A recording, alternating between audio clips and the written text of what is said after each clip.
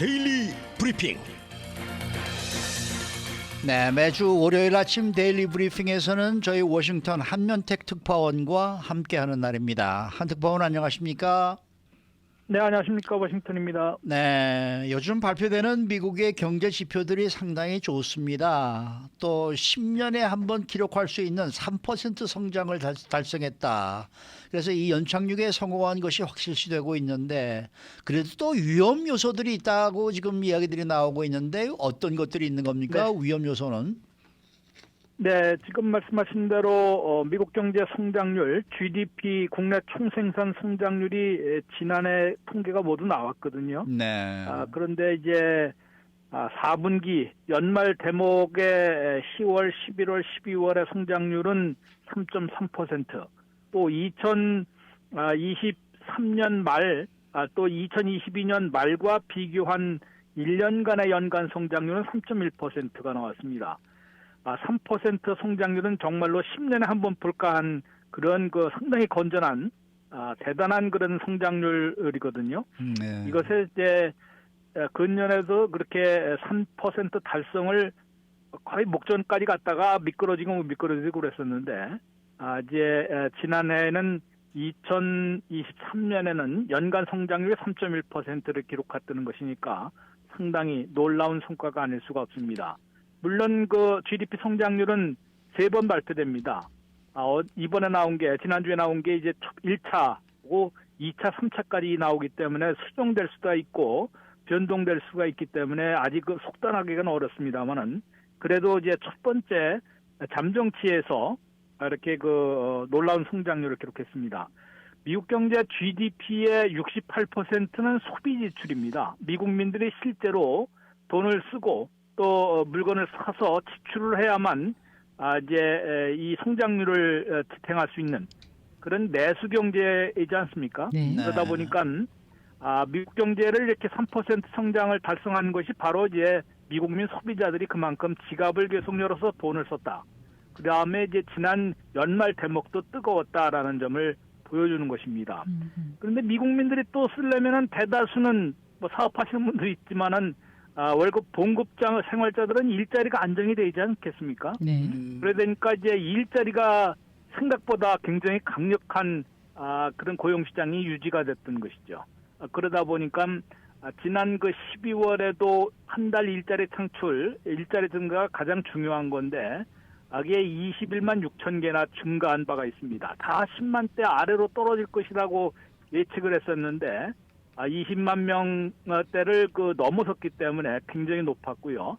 2023년 한 해 전체 평균도 22만 5천 개나 이제 증가한 것으로 그런 기록을 세운 것입니다. 네. 반면에 이제 이게 성장이 잘 되고 또 고용도 튼튼하고 또 일자리도 이제 소비 지출도 2.8%나 늘어나는 것으로 나타났거든요. 네. 이러면은 물가가 흔들립니다. 당연히 물가가 흔들려야 되는데 지난 주말에 또 발표된 PC, 연준이 선호하는 PC는 이제 두 가지 CPI와는 달리 개인 소비자들이 실제로 지출한 물가를 얘기를 하는 것입니다. 네. 연말 대목이라 디스카운트가 많아서인지 물가는 그대로 PC는 12월에 2.6% 오른 그런 상태로 그대로 유지가 됐고요. 하나 더 주목되는 것이 바로 이제 코어 PC, 변동이 심한 식품과 에너지를 제외한 코어 PC는 2.9%로 이 2.9%면은 2년 반 만에 2%대로 떨어진 겁니다.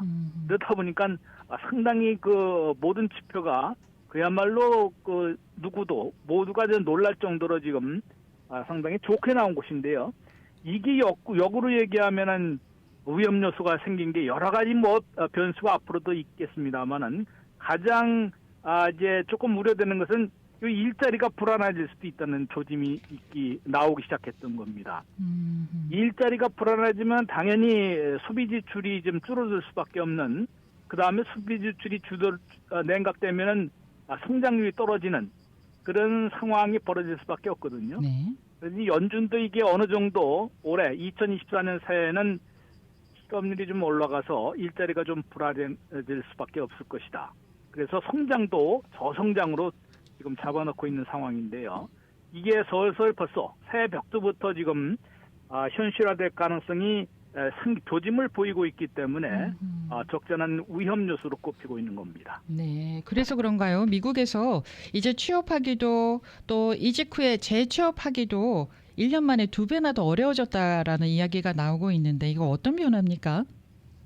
네, 월스트리트저널이 바로 이제 최근에 경고를 했는데요. 네. 주변에 계신 아니면 집에서 젊은 자녀들 또는 이제 새로 취업을 하거나 아니면은 일자리를 옮기려는 그런 사람들이 한번 1년 전에 비해서 어떤지 한번 물어보시면 금방 아마 체감하실 수 있을 것 같습니다. 네. 상당히 어렵다. 그러니까 여러 군데 지금 대학을 갓 졸업하고 이제 취업하려는 사람들이나 이제 대학이 벌써 졸업한 지 꽤 오래됐으니까 졸업한 지 꽤 오래돼서 일자리를 옮기려는 이직 희망자들도 수백 군데, 수천 군데를 지금 어플리케이션을 넣어도 잘 안 되는 그런 상황이 벌어지고 있다고 얘기를 하고 있습니다.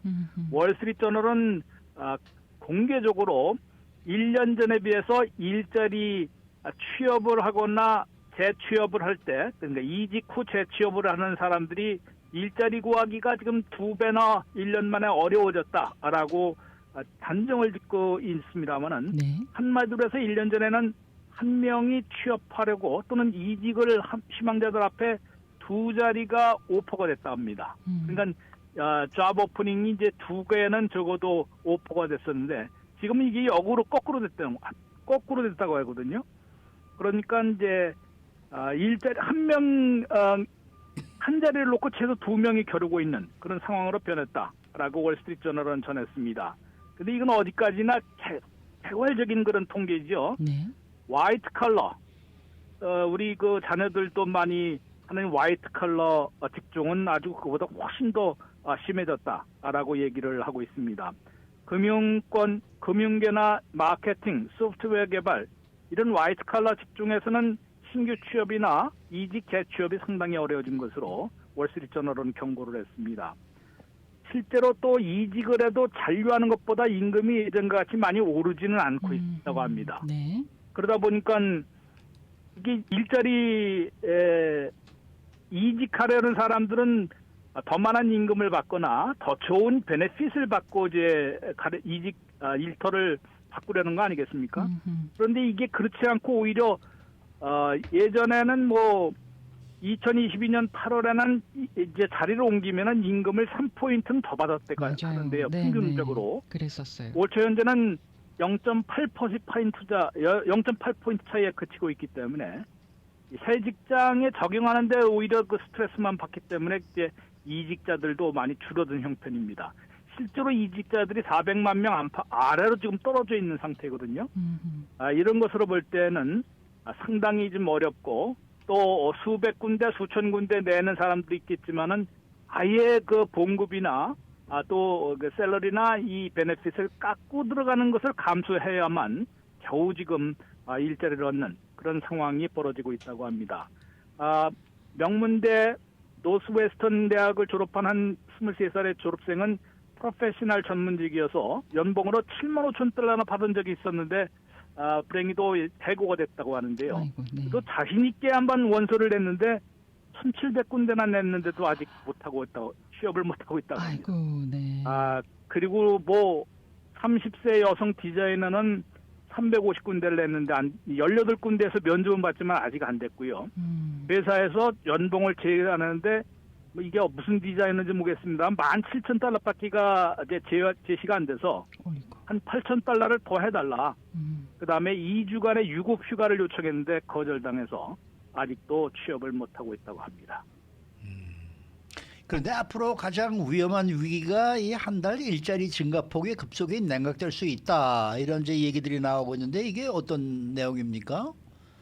네, 이제 월스트리트저널이 71명의 이제 경제학자들을 대상으로 매년 그 설문조사를 실시했는데요. 네. 여기서도 이런 경고가 나온 것도 있고 연준 자체가 지난해 12월 회의에서 경기 전망을 이제 예상치를 내려오면서 2024년에는 가장 우려되는 것이 바로 이제 일자리 불안, 일자리 고용의 그 냉각을 우려를 했습니다.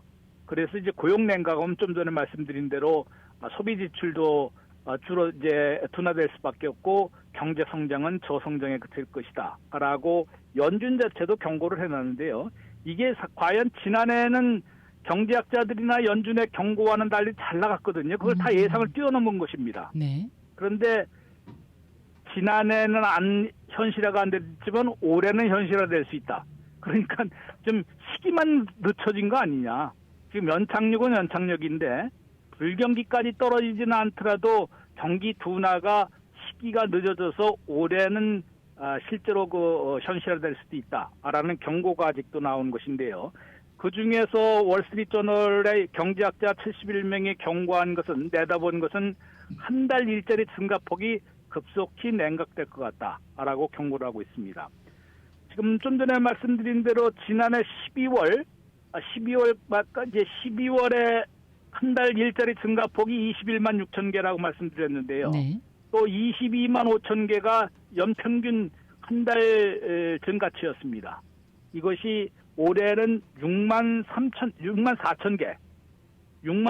개로 줄어들 수 있다. 이게 3분의 1 반토막도 아니고 3분의 1 수준으로 급락할 수 있다는 것이거든요. 그러면 상당히 마이너스까지는 아니고 마이너스는 당연히 불경기인데요. 그것까지는 아니더라도 이 일자리 한 달에 20만 개 이상씩 증가하다가 6만 4천 개 수준으로 급락을 하게 되면요. 상당히 체감 경기가 불경기 못지않은 그런 고용 불안, 일자리 불안을 겪을 게 뻔합니다.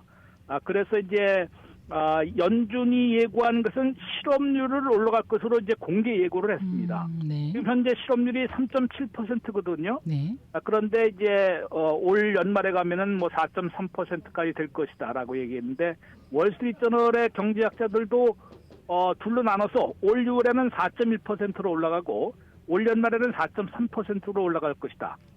근데 3.7에서 4.4%로 올라가게 되면요. 0.6포인트 올라가는 건데 실직자들이 100만 명이 늘어나게 된다는 겁니다. 그러니까 보통 실직자들이 지금 한 600만 명 정도 되거든요. 네. 실업자들이. 거기에 100만 명이 더 늘어나게 되면요.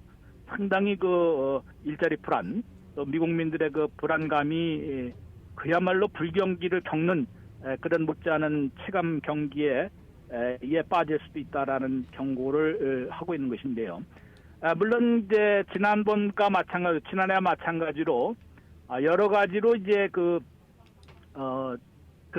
수치 예상치가 들어맞지 않고 오히려 좋게 퍼포먼스가 좋은 걸로 이제 나온 게 올해도 새로 계속된다 그러면은 괜찮은데 그렇지 않고 지난해 불경기 우려가 지금 시기만 늦춰져서 올해는 급속 둔화되는 것으로 현실화된다 그러면은 상당히 미국민들이 느끼는 최강 경기의 불경기는 심각할 수도 있다.